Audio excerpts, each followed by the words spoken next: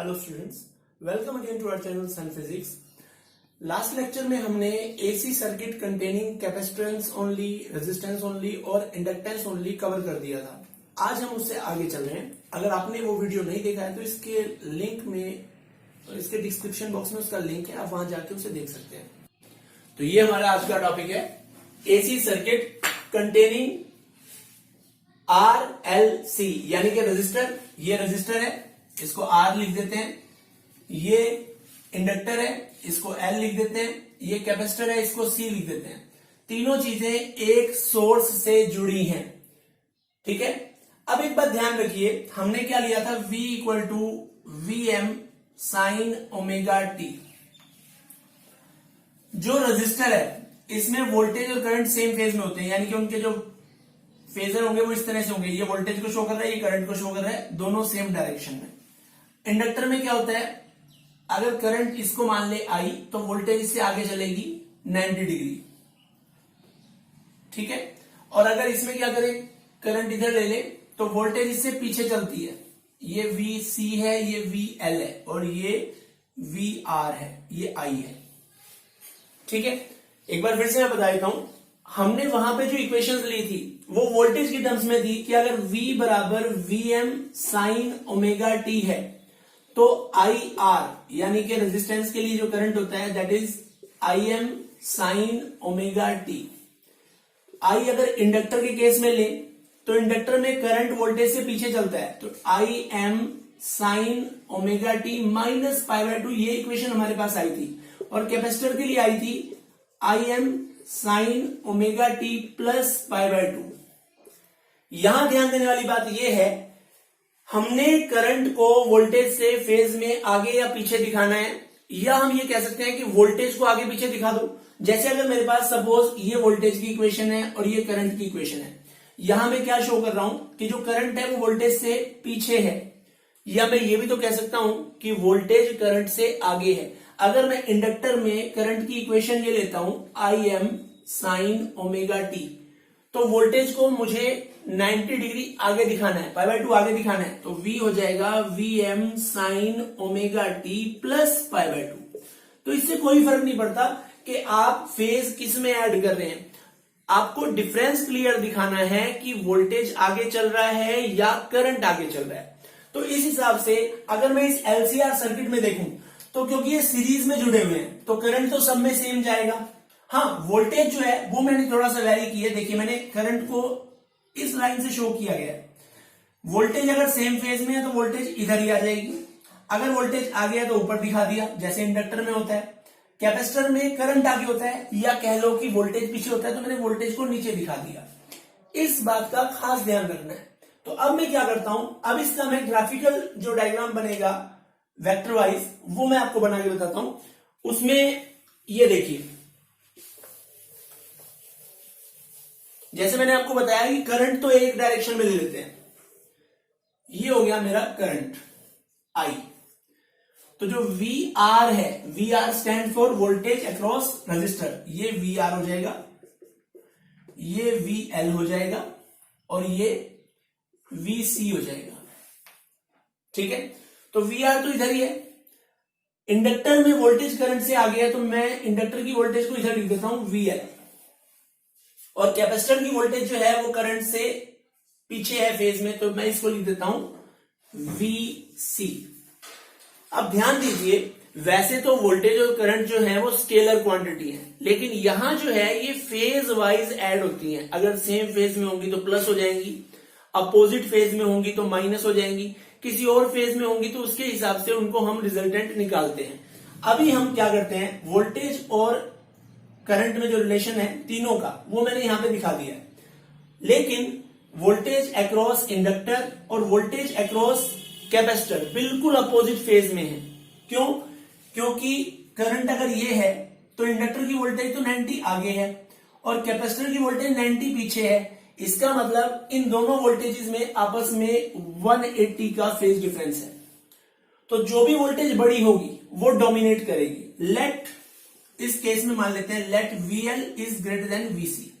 जरूरी नहीं है VC भी VL से बड़ा हो सकता है।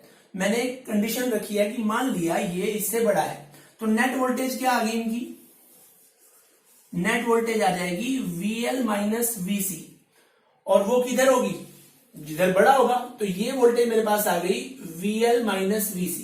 अब मेरे पास दो वोल्टेज हैं, एक VL माइनस VC और एक VR। इन दोनों का रिजल्टेंट यहां कहीं आएगा V। मान लिया ये एंगल फाई है, तो हमें पता है एक तरह से ये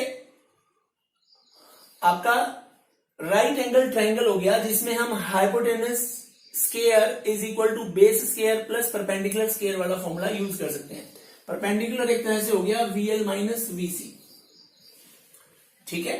तो now I can write total voltage V is equal to root of, देखिए ध्यान से, इस वोल्टेज का स्केयर प्लस इस वोल्टेज का स्केयर का रूट, यानी कि VR square plus VL minus VC square. ये आपके पास नेट वोल्टेज का फॉर्मूला होगा। या फिर V इज इक्वल टू, अब ध्यान दीजिए, VR रेजिस्टेंस के अक्रॉस वोल्टेज, उसे IR लिख सकते हैं। VL को IXL, क्योंकि मैंने बताया था इंडक्टर के अंदर रेजिस्टेंस का रोल कौन प्ले करता है, इंडक्टिव रिएक्टेंस। ऐसे ही VC को IXC लिखा जा सकता है। ये सारी वैल्यूज रखते हैं, IR square plus IXL minus IXC whole square. I बाहर आ जाएगा तो V is equal to I R square plus XL minus XC whole square. ये आपके पास नेट वोल्टेज का फॉर्मूला आ जाता है in terms of current and reactances. देखिए फाइनली हमारे पास ये इक्वेशन आ जाती है। अगर मैं कंपेयर करूं कि ये नेट रेजिस्टेंस है सर्किट का, तो मैं इसको लिख देता हूं V is equal to IZ। इसको इक्वेशन नंबर 1 मान लेते हैं, इसको 2 मान लेते हैं। सो यूजिंग 1 एंड 2, अगर इन दोनों को इक्वल करोगे तो Z इज इक्वल टू क्या आ जाएगा, root of R square plus XL minus XC का whole square. Z is called impedance of AC circuit. ये टोटल रेजिस्टेंस है AC सर्किट का।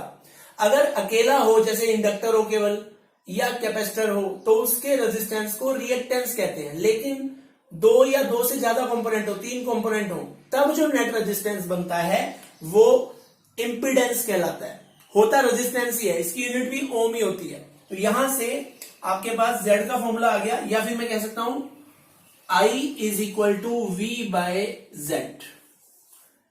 Net voltage V, net current I, net resistance of AC circuit Z, जहां Z कहलाता है impedance. अब जैसे मैंने ये ट्रायंगल बनाया है, अगर मैं इस इक्वेशन के हिसाब से चलता हूं तो Z हाइपोटेनस का काम करेगा, R बेस का और ये परपेंडिकुलर का।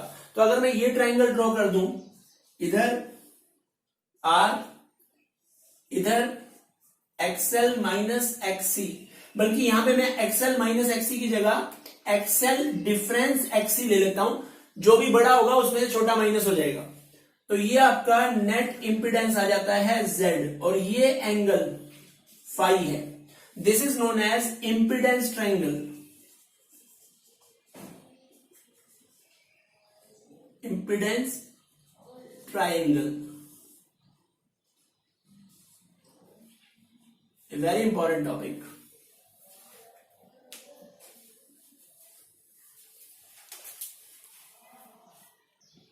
तो यहां से मुझे नजर आ रहा है कि अगर मैं I को Im साइन ओमेगा टी लेता हूं, तो जो वोल्टेज है वो नेट वोल्टेज यहां पे आ रही है, करंट से कितने आगे चल रही है फेज में, 5। तो V जो हो जाएगा that will be Vm sine omega T plus 5। ये इक्वेशन वोल्टेज की हो जाएगी। तो पूरे सर्किट के लिए करंट और वोल्टेज की ये इक्वेशन रहेगी। इसमें ध्यान दीजिए, जो फेज डिफरेंस है वो π/2 नहीं है, केवल फाई है, क्योंकि नेट वोल्टेज करंट से 90 डिग्री आगे नहीं है, किसी एंगल फाई से आगे चल रही है। इसी चीज के लिए एक एनालिटिकल ट्रीटमेंट भी होता है, जो कई बार एज इट इज बोर्ड में आ जाता है। तो यानी कि यही चीज हम एनालिटिकल ट्रीटमेंट के थ्रू भी करेंगे। इसमें क्या करते हैं, अगर हम वोल्टेज दे रहे हैं V equal to V M sine omega T, R के अक्रॉस वोल्टेज आ जाएगा आई आर, इसके अक्रॉस आ जाएगा L D I by D T, इसके अक्रॉस आ जाएगा Q by C. Net voltage यहां 3 जगह जा रही है, तो मैं कह सकता हूं V vector VL vector plus VC vector plus VR vector. ध्यान दीजिए, कंफ्यूज होने की जरूरत नहीं है, ये एक्चुअल में वोल्टेज होती है, पर मैं इनके ऊपर वेक्टर लगा रहा हूं क्योंकि ये वोल्टेज फेज के हिसाब से ऐड या सब्ट्रैक्ट होती है, इसलिए मैंने यहां पे वेक्टर लगाया। अब ध्यान दीजिए, V can be written as, इसको लिख देंगे L d I by D T plus ये Q बाई सी हो जाएगा और ये आई आर हो जाएगा।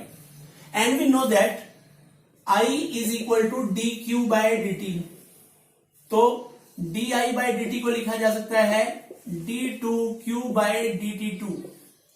इसको इक्वेशन नंबर 1 लेते हैं और ये पुटिंग इन 1, ये वैल्यूज हम 1 में पुट कर देते हैं, तो L d I by D T की जगह लिख देंगे double differential of charge with respect to time d two Q by D t 2 plus Q by C को बाद में लिख देंगे, आर आई की जगह लिख देंगे D Q by D T plus Q by C is equal to V, या वी की जगह मैं V M sine omega T लिख सकता हूं, वो बाद में लिख देंगे। ठीक है, अब ये एक तरह से इक्वेशन नंबर 2 आ गई। Let Q equal to Q M sine omega T plus theta be an arbitrary solution of equation number 1। अब ध्यान दीजिए बेटा, ये जो इक्वेशन नंबर 2 है ना, ये जो आपकी इक्वेशन नंबर 2 है, ये एक डिफरेंशियल इक्वेशन है। हम अपनी तरफ से कंसीडर कर लेते हैं कि इसका एक सॉल्यूशन जो है वो Q equal to Q M sine omega T हो सकता है, sine omega T plus theta, ये इसका एक सॉल्यूशन हम मान लेते हैं। अब बेटा Q की वैल्यू हो गई Q M sine omega T plus theta, तो अब मुझे क्या करना है, मुझे इस वैल्यू की हेल्प से D Q by D T निकालना है, फिर इसका डबल डिफरेंशियल करके D two Q by D T two निकालना है और वो इस इक्वेशन में रखना है। Now D Q by D T क्या हो जाएगा, डिफरेंशियल करेंगे Q M D by D T of sine omega T plus theta, sine का होता है कोस, ओमेगा टी का ओमेगा और आ जाएगा, it will B Q M omega cos omega T plus theta. ये आपके पास d Q by D t आ गया। एक बार और डिफरेंशिएट करेंगे d two Q by D T two, तो क्यू एम ओमेगा तो है ही और डी बाई डी टी हो जाएगा किसका, कोस ओमेगा टी प्लस थीटा का, तो कोस का माइनस साइन होता है, एक और ओमेगा आ जाएगा, it will be minus Q M omega square sine of omega T plus theta. तो अब आपके पास इस इक्वेशन में रखने के लिए Q की वैल्यू है, D Q by D T की वैल्यू है और D two Q by D T two की वैल्यू है। ये उठा के हम ऊपर वाली इक्वेशन में पुट कर देते हैं।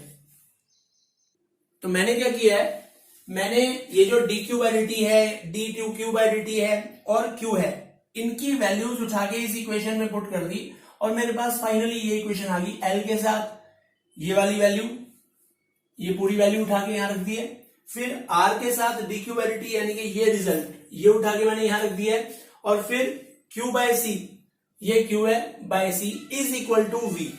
ये मेरे पास फाइनल इक्वेशन आ गई है। इसको अब रब कर देते हैं। अब देखिए, अब इसमें ध्यान दीजिए, क्यू एम ओमेगा यहां है, क्यू एम ओमेगा यहां है, यहां क्यू एम है, ओमेगा नहीं है, तो मैं ओमेगा से डिवाइड और ओमेगा से मल्टीप्लाई कर देता हूं और क्यू एम ओमेगा को बाहर ले लेता हूं, तो क्यू एम ओमेगा बाहर आ गया।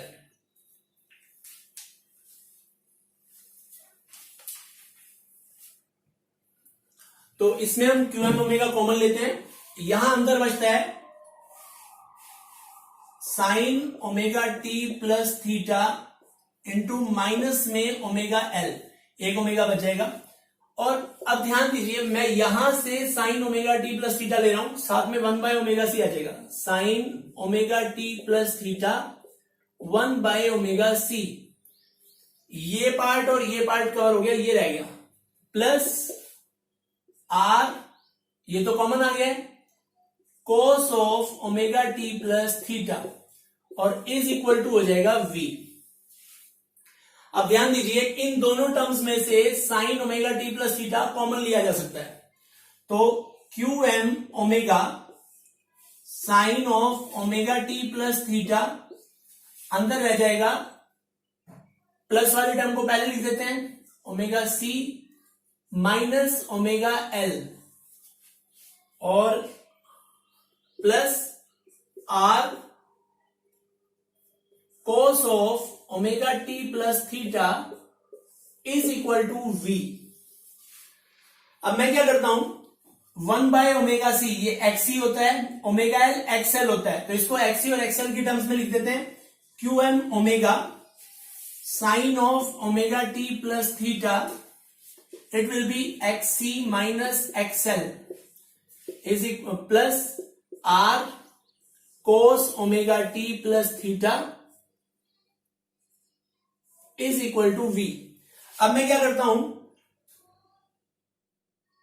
z से मल्टीप्लाई करता हूं और z से डिवाइड, z से मल्टीप्लाई और अंदर वाली दोनों टर्म्स को z से डिवाइड कर देता हूं।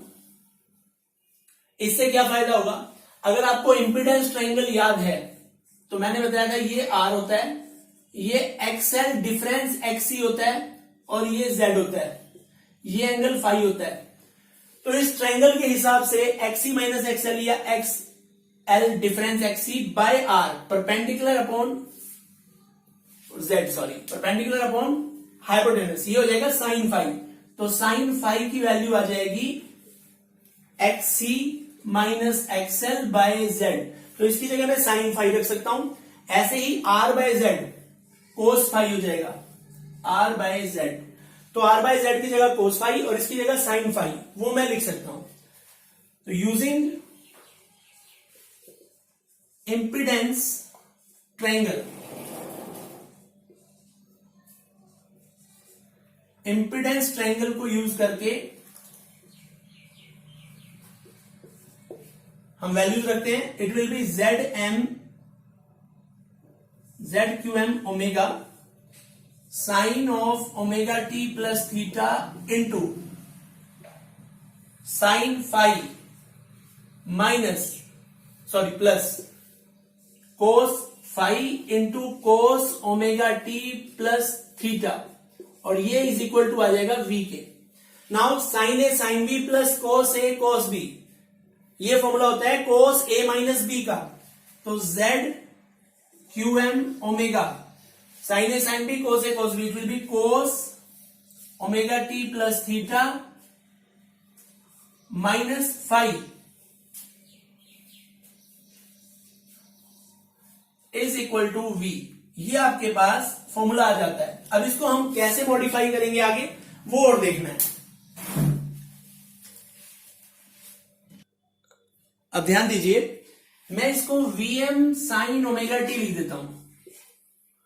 अब ये तो एक तरह से ट्रिग्नोमेट्रिक रेशो है, ये भी ट्रिग्नोमेट्रिक रेशो है, ये वैल्यू है तो ये भी वैल्यू है, तो जो न्यूमेरिकल वैल्यू है न्यूमेरिकल वैल्यू के बराबर होगी, जो ट्रिग्नोमेट्रिक रेशो होगा वो ट्रिग्नोमेट्रिक रेशो के बराबर होगा।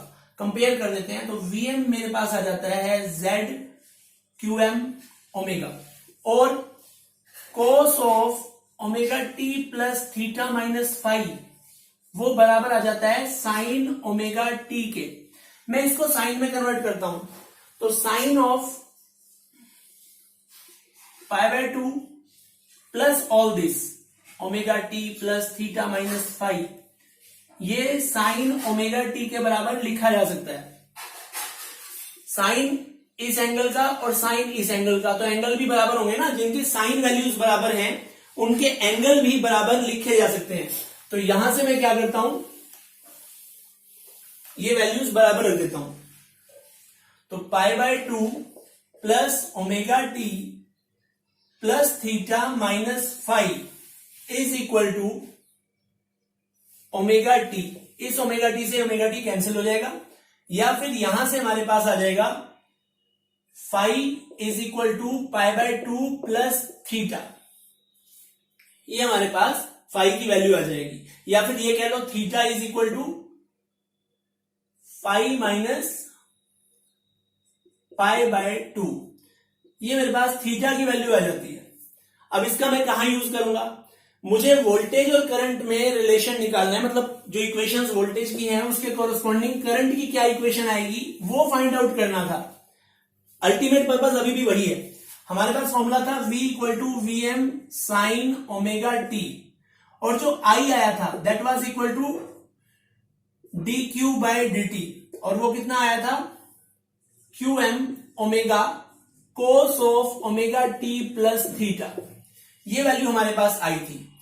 अब ध्यान दीजिए, QM ओमेगा को IM लिखा जा सकता है। कैसे?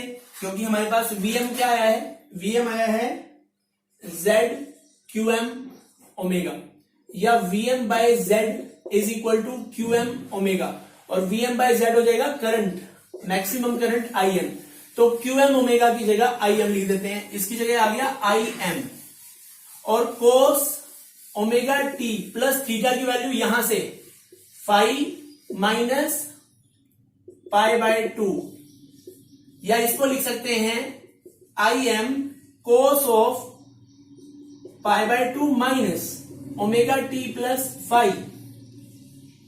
तो यहां से cos π/2 minus theta sine theta के बराबर होता है, तो ये आ जाएगा IM sine omega T plus 5। आपके पास करंट की इक्वेशन आ गई, और ये दिख रहा है कि जो करंट है वो वोल्टेज से कितना आगे है, 5 आगे है। अब ध्यान दीजिए, हमें पता है कि ये करंट है, रजिस्टर की वोल्टेज ये, इंडक्टर की वोल्टेज ये, कैपेसिटर की ये। अगर ये बड़ा है इससे, तो नेट वोल्टेज इस तरफ आ जाएगी, यानी कि वोल्टेज करंट से आगे चलेगी। ये कहलाएगा इंडक्टर डोमिनेटिंग सर्किट। भाई जिसमें इंडक्टर की ज्यादा चले वो इंडक्टर डोमिनेटिंग सर्किट, और अगर उल्टा केस हो, ये बड़ा हो ये छोटा हो, तो नेट वोल्टेज जो है वो करंट से फेज में पीछे हो जाएगी, और ये सर्किट कहलाएगा कैपेसिटर डोमिनेटिंग सर्किट। इसका मतलब ये हुआ कि जो हमारे पास वोल्टेज की इक्वेशन थी V equal to VM sine omega T, उसके कॉरस्पॉन्डिंग करंट की इक्वेशन आ जाती है IM sine omega T plus 5। Current phase में वोल्टेज से 5 आगे चल रहा है, तो ये जो हमारा सर्किट है this is capacitor dominating circuit. तो इस तरह से भी कई बार एग्जाम में आपके क्वेश्चन पूछा जाता है। ये तरीका थोड़ा अलग है पहले वाले से। तो आई होप ये आपको क्लियर हुआ होगा। अगर इसमें कोई डाउट है तो आप कमेंट सेक्शन में मुझसे पूछ सकते हैं, I will try to answer that. और अगर इससे पहले वाला वीडियो आपने नहीं देखा है तो उसका लिंक इसके डिस्क्रिप्शन बॉक्स में गिवन है, वहां जाके आप इसे देखें, और इसे लाइक शेयर और सब्सक्राइब करना ना भूलें, और साथ में बेल आइकन भी दबा दें।